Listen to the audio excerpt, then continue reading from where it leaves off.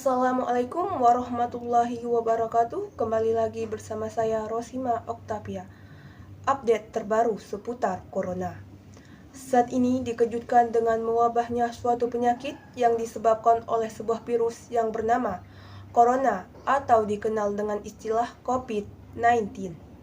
Virus yang disinyalir mulai mewabah 31 Desember 2019 di kota Wuhan, Provinsi Hubei, Tiongkok, saat ini menyebar hampir di seluruh penjuru dunia dengan sangat cepat, sehingga WHO tanggal 11 Maret 2020 menetapkan wabah ini sebagai pandemi global.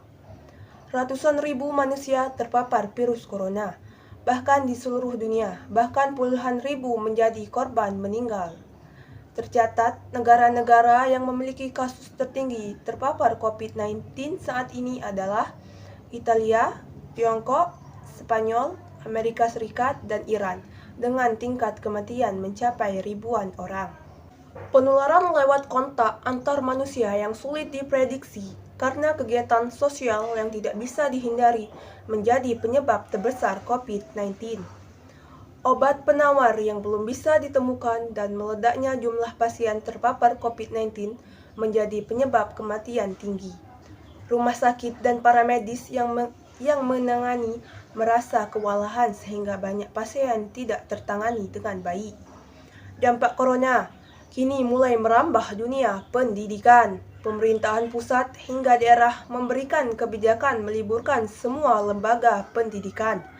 Hal ini dilakukan untuk mencegah upaya penularan virus corona. Dengan seluruh lembaga pendidikan tidak melaksanakan aktivitas seperti biasanya, diharapkan hal ini dapat meminimalisir COVID-19. Hal serupa sudah dilakukan berbagai negara yang terpapar COVID-19. Kebijakan lockdown atau karantina dilakukan sebagai upaya mengurangi interaksi banyak orang yang memberi akses pada virus corona.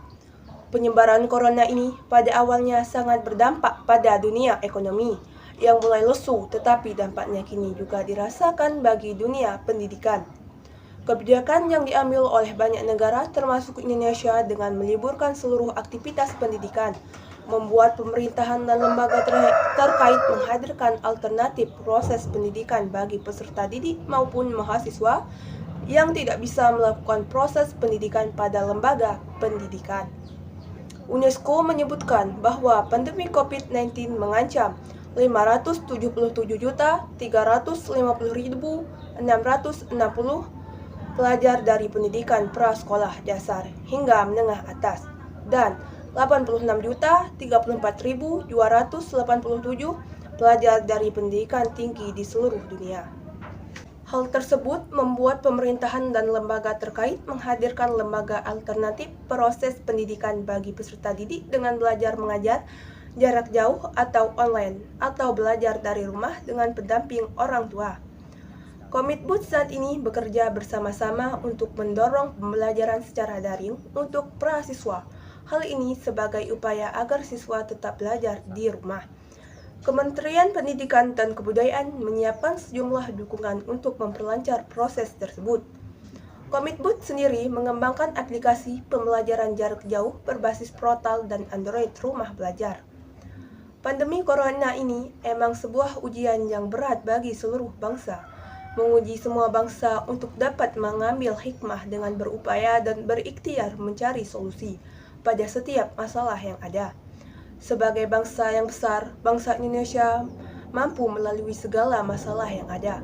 Hal ini dibuktikan dengan Indonesia siap dengan kemungkinan dengan lahirnya teknologi-teknologi karya anak bangsa untuk memberikan layanan pendidikan secara daring. Dengan harapan bangsa ini menjadi bangsa yang teruji dan layak menjadi bangsa yang hebat suatu saat. Saya Rosima Oktavia pamit undur diri. Wabillahi taufiq wal hidayah. Wassalamualaikum warahmatullahi wabarakatuh.